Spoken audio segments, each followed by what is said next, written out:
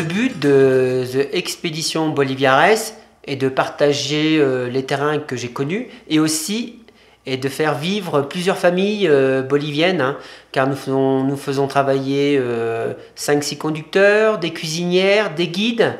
En fait, tout l'argent investi dans ce trail est reversé à tous ces Boliviens.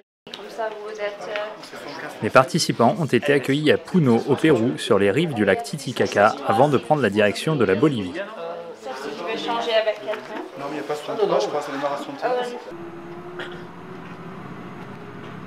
Direction Copacabana, ville bolivienne située à proximité du Pérou.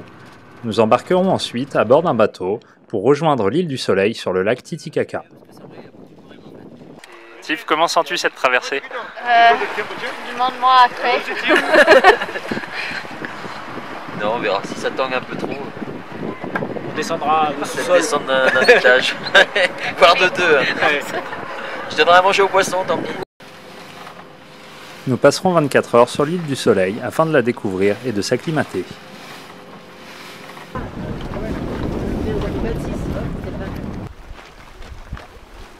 À 3800 mètres d'altitude, les efforts peuvent paraître considérables. La plupart des participants suivront les conseils de notre guide Ricky en consommant des infusions de feuilles de coca.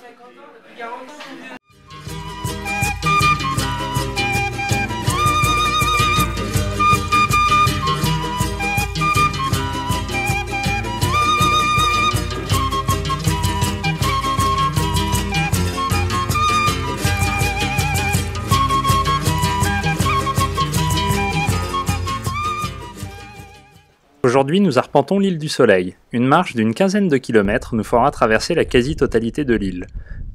Notre guide agrémentera cette belle balade avec des histoires et anecdotes des civilisations ayant vécu ici.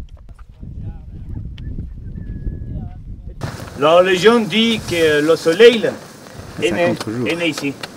Et ici est née la lune. Le premier homme de la culture andine, la culture inca, il s'appelait Manco Cápac.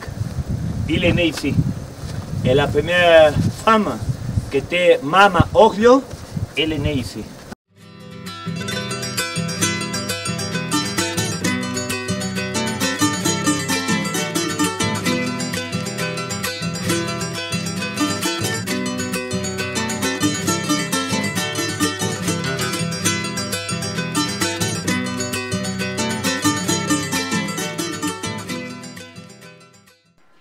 Uyuni, début de l'expédition.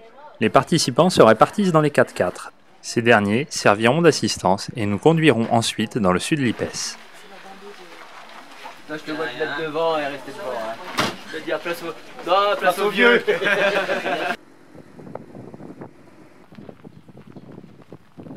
Un peu le cône là.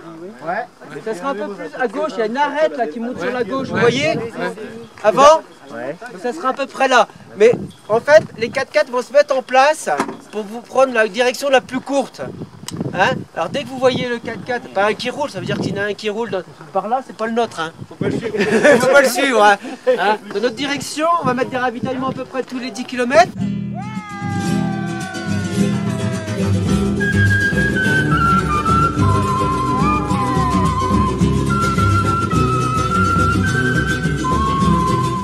Les coureurs s'élancent dans le Salar, 80 km de run and bike tout droit en direction du volcan Tunupa.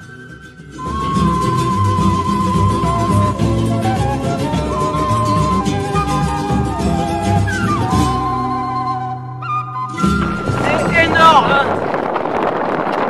Et ici le bonheur. La formation de Salar, c'est avec beaucoup de personnes pensent que sont 200 mètres de sel. Mais n'est pas comme ça, seulement c'est 40 cm de sel. Puis nous avons l'eau, c'est un mélange entre l'argile, du sable et les autres chimicales qui font la conformation de Salar d'Uyuni, jusqu'au fond que se trouve le lithium, que c'est lithium, que c'est la première réserve internationale de lithium.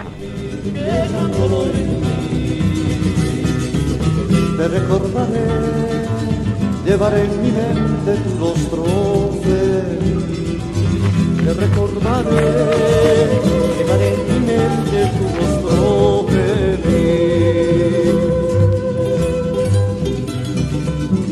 Il est très difficile d'estimer la distance restante jusqu'au pied du volcan Tunupa. Certaines équipes, après plus de 10 heures d'effort, arriveront à la nuit. Allez, bravo, bravo. Allez, super. Faut le faire. Magique, magique. Ouais, faut le faire une Magique. fois dans sa vie. Regarde ou à même droite, à plusieurs gauche, fois. et c'est magnifique. Non, merci à Nickel. Christophe de nous faire rêver comme ça sur, Voilà. sur des parcours aussi magnifiques. Super. À peine remis d'une longue étape en run-and-bike et d'une nuit dans un hôtel de sel rustique, les coureurs repartent pour une belle balade à pied de 33 km à travers le Salar. Alors on va prendre à droite, entre les deux îles. On va longer cette île qui est en long. Hein, de l'autre côté. Hein. On passe derrière. On passe derrière, on passe entre les deux. Ouais. On longe, on longe cette île jusqu'à temps de trouver la sortie à droite. Il y a une sortie à droite.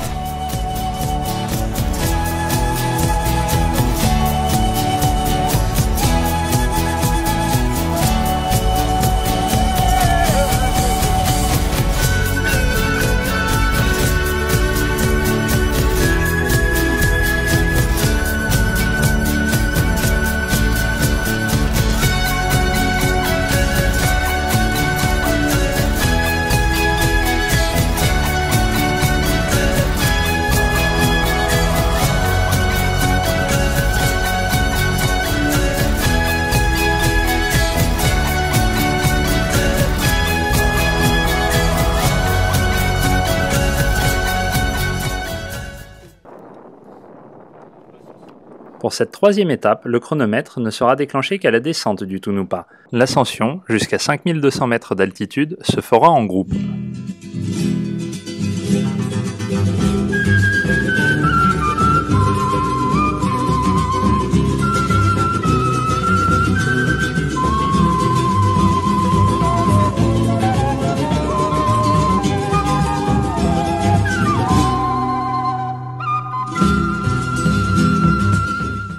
Pendant que les lamas reviennent du pâturage et les flamants roses se restaurent encore, les coureurs prennent le temps d'observer la prochaine étape.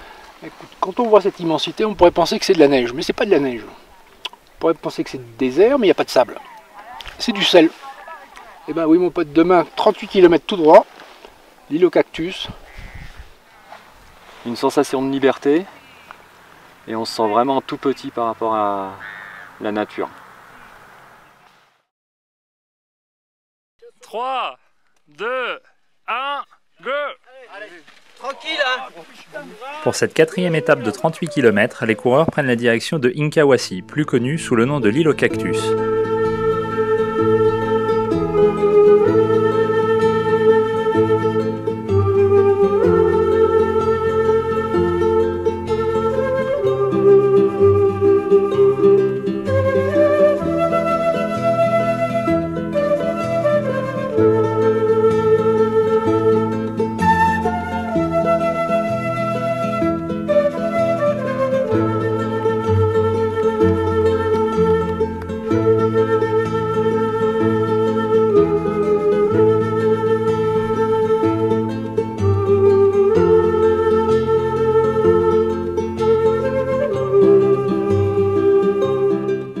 Belle surprise de la part des cuisinières pour ce repas dans le milieu du Salar. Une expédition telle ne pourrait exister sans le travail des locaux. Notre guide, Ricky, mais aussi les chauffeurs. Et surtout Delia et Philippa, les cuisinières, à nos soins durant 8 jours. Elles ont concocté de bons plats locaux et variés, matin, midi et soir.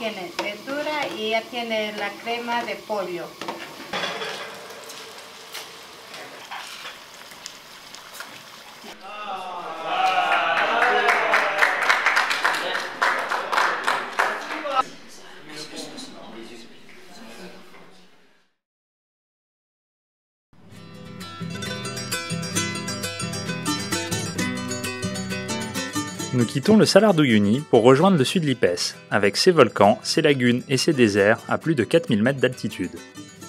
Dans cet immense territoire, les longs trajets en 4x4 laissent l'esprit s'évader au milieu des sommets. 3, 2, 1, go! Pour cette cinquième étape d'une quinzaine de kilomètres, les coureurs vont rencontrer un décor totalement différent de celui parcouru jusque-là dans le Salar.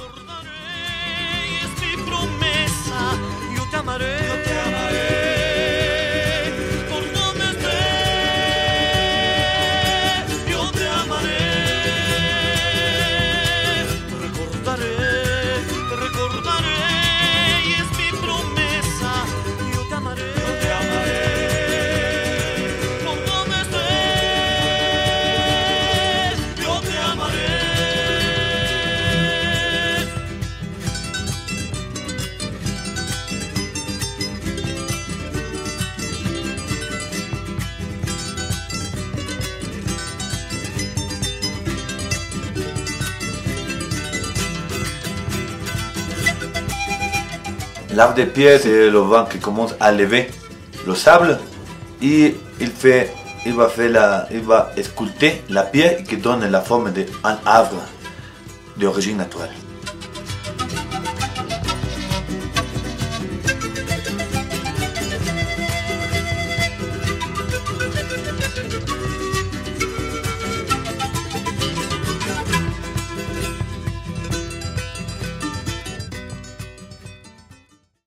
Si est-ce que tu veux connaître comment était notre planète au principe de la formation même, c'est très génial faire une petite visite à les geysers de la Bolivie, dans le territoire de Sud-Lipes. Et le geyser que nous avons ici s'appelle Sol de Mañana, c'est ce que fait la traduction en français, je peux dire le soleil du matin. La dernière étape débute près des geysers pour prendre la direction des bains thermaux une vingtaine de kilomètres plus loin. Les conditions de course sont dantesques, la température est proche des -15 degrés et le vent souffle très fort. Le bain chaud, à l'arrivée, ne sera pas de trop pour récupérer.